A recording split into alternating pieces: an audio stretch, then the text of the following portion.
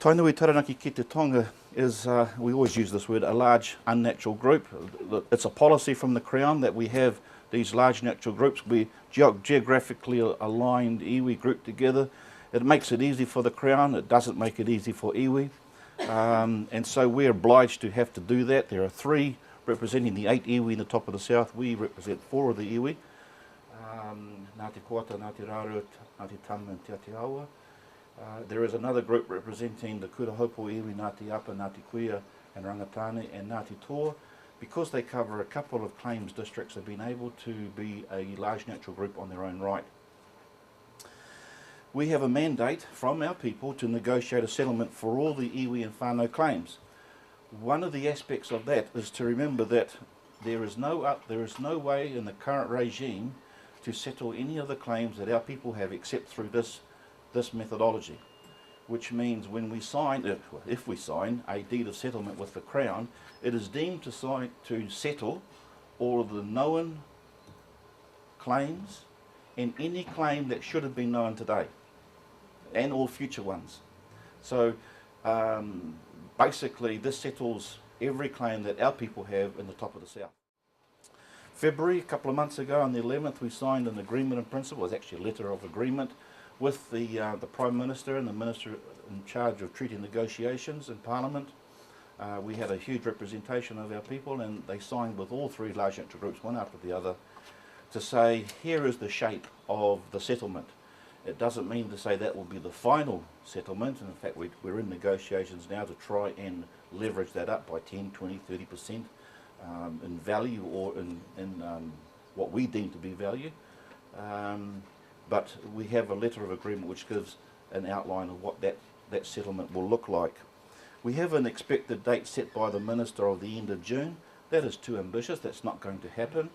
And in fact today we had a meeting with the Ministry, and they're talking about February 2010, February next year. We said that's unacceptable. We're trying now to see if we can do July, August. So somewhere in between July, August and February, we hope to be able to have a deed of settlement to take to our people and say, this is the best we can do, do you want it or not? That's the process that we're working under. One of the issues that we also face in this process is post-settlement governance entities. Now, what does that mean? Well, we each have our iwi trusts or runanga right now, which had to go through and become approved under the fisheries regime so that we could receive the quota assets under the fishery settlement. People familiar with that?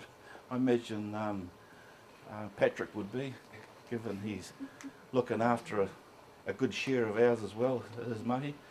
But we had to become ratified as mandated iwi organisations, MIOs, and we could maintain our charitable trust status or achieve that as well, so that we could minimise our tax exposure.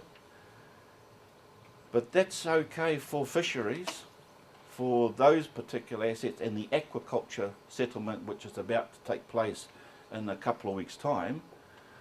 But it's not all right for the current regime of the main settlements. We have to set up a completely new organisation which doesn't have charitable status in order to enter into an agreement with the Crown to settle this claim. The rules that they have for these post-settlement governance entities are they must be appropriate to receive the settlement redress. They must be ratified by iwi, and I talked about a process agreed by the Crown and iwi to do that, and provides for representation of iwi members, a transparent decision-making and dispute resolution process, and full accountability to iwi.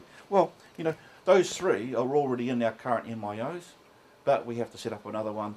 And then you have the trouble of, if you just flick over, you have the current trust, which is MIO approved, and it has the asset holding companies, which is where we hold the fisheries assets. All the quota that we receive, that's where it sits, because that's what was mandated we had to do in order to dance through that hoop.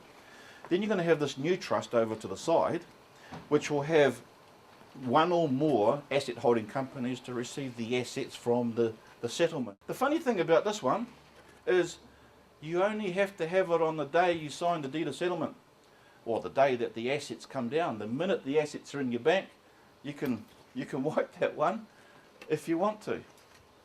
Or you can make one of these the senior, the tuakana, and the other one the tainer of that. That's some of the questions that your trustees are having to face right now. And they must face it, and they must have an answer to that. And all before settlement. All before the deed of settlement, sorry, not before settlement. And then you have these asset companies. You've got one over here. Do you create new ones for shares, a new one for land or commercial property? Or, you know, how many do you have? Knowing that every time you have another organisation, you create extra costs and regulatory and wear and tear on the people. So, what are the assets involved in this particular settlement?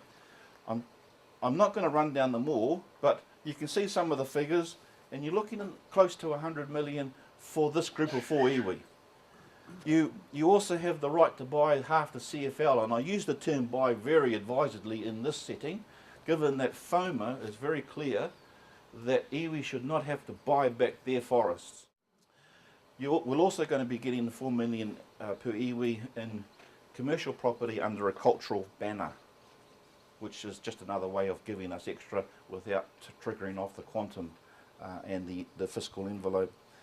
There will be about 7 million in cash, which we'll either have to use to buy the CFL or some part of it to buy our share of the CFL. And then there's also these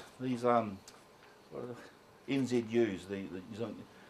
Who knows what that regime is going to end up when it's finished, but there is an allocation of money set aside to enable iwi to be part of it, but it's always less than what they do when it's Pākehā farmers or otherwise selling their land. There'll be an extra, $750,000 in cash, 8 to 12 million cash from the aquaculture settlement, and there will be 3 to 6 small blocks of land as part of the vesting.